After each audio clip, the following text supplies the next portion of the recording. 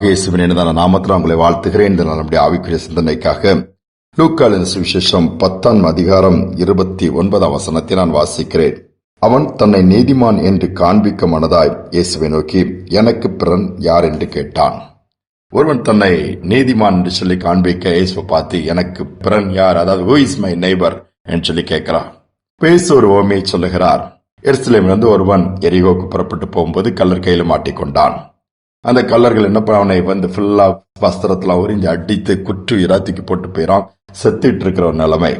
அந்த நேரத்துல தற்செயலாய் ஒரு ஆசாரியன் அந்த வழியாய் புறப்பட்டு வரான். அவனை பார்க்கறான், உதவி செய்யல, விலகி போயிருந்தான். அதே நேரத்துல இன்னொரு லேவியன் அந்த பாதையில வர, அவனை பார்க்கறான். அவன் துடித்துட்டு இருக்கிறான். ஒருவேளை உதவி கூட கேட்டிருக்கலாம், ஆனா கண்டுக்காம பார்த்தும் உதவி செய்யாம இன்னொரு பக்கமா விலகி போயிருந்தான்.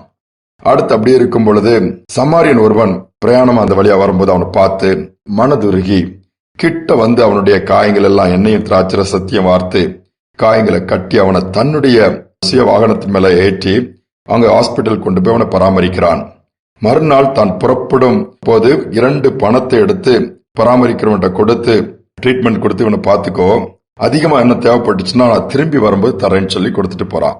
இதான் ஏசாமி சொல்லிட்டு அவன்கிட்ட கேட்கிறாரு, தன்னை நீதிமான் என்று சொல்லி காண்பிக்க விரும்பி பேசினவன்ட்ட, இப்படி இருக்க கல்லர் கையில அகப்பட்டவனுக்கு இந்த 3 பேர் பாக்குறாங்க, அது யார் வந்து நெய்பரா இருந்தா உதவி செய்து யாரு பக்கத்துல வேண்டியவனா இருந்தான்னு சொல்லி கேட்கும்போது அவன் சொல்லுகிறான், அவனுக்கு இரக்கம் செய்து உதவி செய்தவனேன்னு சொல்லி சொல்லுகிறான்.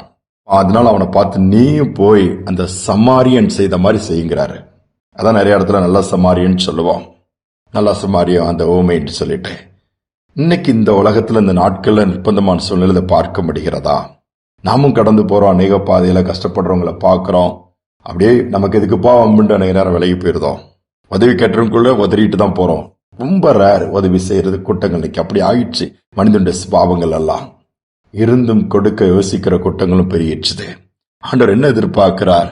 இரக்கம் செய்யும் பொழுது இரக்கத்தை பெற்றுக் கொள்வார்களாம். இன்னைக்கு அப்படிப்பட்ட ஒரு இக்கட்டான காலகட்டத்தில் வந்திருக்கிறோம். நம்மளால இயன்ற உதவிகளை செய்வோம். அந்த சமாரியன் செய்தது போல நீயும் போய் செய்யுண்ட ஆண்டவர் ஒரு இடத்துல செய்யும்படியான காரியத்தை சொல்லுகிறார். ஆண்டவருடைய எதிர்பார்ப்பும் அதுதான்.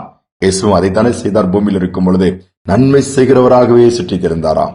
ஏன்னா நன்மை செய்கிறவன் தேவனால் பிறந்திருக்கிறான் வேதம் சொல்லுகிறது. யோசித்து பாருங்க. அதனால நம்ம முடிந்த அளவு இருக்கிறதோ இல்லையோ நாம் உதவி செய்வோம். நமக்கு உன்னதத்திலிருந்து பரத்திலிருந்து ஆண்டவர் உதவிகளை செய்வாரு, ஒத்தாசை அனுப்புவாரு. அதான் உண்மை. ஒரு ட்ரெயின் புறப்பட்டு போய் கொண்டிருக்கிறது. ஏராளமானவர் பிரயாணம் பண்ணுகிறார்கள். அதுல ஒரு டாக்டர் போய் கொண்டிருக்கிறார். பொதுவா ட்ரெயின் டிக்கெட் ரிசர்வேஷன் போகும்போது அந்த காலத்துல டாக்டருக்கு பற்றி ஒரு காலம் கேட்டிருக்கோம்.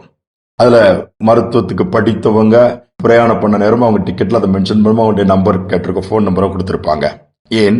ஒருவன் அந்த ட்ரெயின்ல யாருக்காவது மருத்துவ உதவி தேவைப்படும் பொழுது இந்த மருத்துவரிடம் ஆலோசனை பெற்று ஏதாவது உதவி செய்யும்படியாக அந்த ரயில்வே டிபார்ட்மெண்ட் அதை பண்ணுகிறது. இவரும் தன்னுடைய நம்பர் கொடுத்திருந்தார். எல்லாம் போனா அந்த ட்ரெயின் நன்றாக போயிட்டு குறிப்பிட்ட தூரம் போயிட்டு இருக்கும்போது விபத்துக்குள்ளாகிறது. விபத்துக்குள்ளாகும்போது அநேகர் இடிபாடுக்குள்ள சிக்கிட்டு காயப்பட்டுட்டு அலறாங்க. நிறைய பேருக்கு ரத்தம் வடியுது. இப்படி இருக்கும்போது இந்த டாக்டர் சேஃபா இருக்காரு, இவர் பெட்டியில இந்த பாதிப்பு இல்ல. உடனே அந்த டிடிஆர் நேரா வந்து இந்த டாக்டரை கான்டாக்ட் பண்றாரு. இந்த டாக்டரை தொடர்பு கொண்டு நீங்க வாங்க கொஞ்சம் உதவி செய்யணும். அவர் ஓடி அந்த இடத்துக்கு போறாரு, பாக்குறாரு. எல்லாம் இது பண்ணி பார்த்துட்டா இவர்கிட்ட அந்த ஃபர்ஸ்ட் எய்ட் பாக்ஸ் எதுவுமே கிடையாது.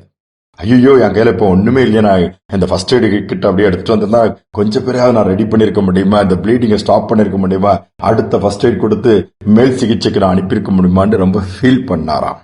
என்ன செய்ய முடியும்? இவர் அந்நியனாய் மாறிவிட்டார், நெய்பரா இருக்கிறதுக்கு பதிலா. இன்னைக்கு அநேகர் நாமளும் அப்படிதான் ஆயிருந்தோம். அப்படி அல்ல, எப்பவுமே ஆயத்தமாக இருப்போம். அந்த லேவியன் ஒருவன் விலகி போயிட்டா கண்டு உதவி செய்யாம.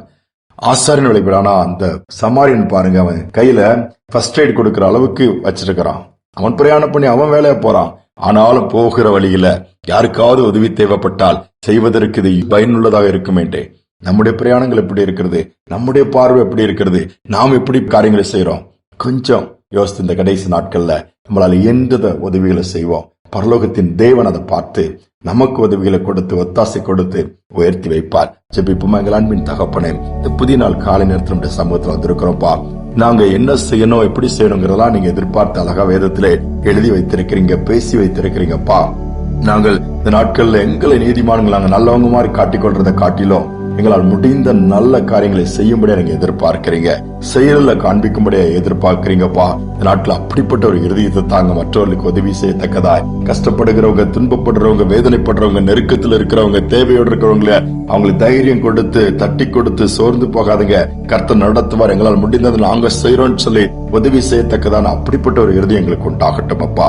நன்மை செய்தால் மேன்மையிலேயோ நம்முடைய வார்த்தை சொல்கிறது அல்லவா, நாங்கள் நன்மை செய்கிறவர்களாய் இதை கேட்கிற ஒவ்வொருவரும் தங்களால் இயன்ற நன்மைகள் யாருக்கெல்லாம் தேவையோடு இருக்கிறாங்க அவங்களுக்கு உதவிகளை செய்து அவர்களை உற்சாகப்படுத்தி தொடர்ந்து அவர்களுக்கு நீர் நியமித்திருக்கிற ஓட்டத்தில் அவர்களை ஓட வைக்கக்கூடிய பாக்கியத்தை எங்களுக்கு தாங்க.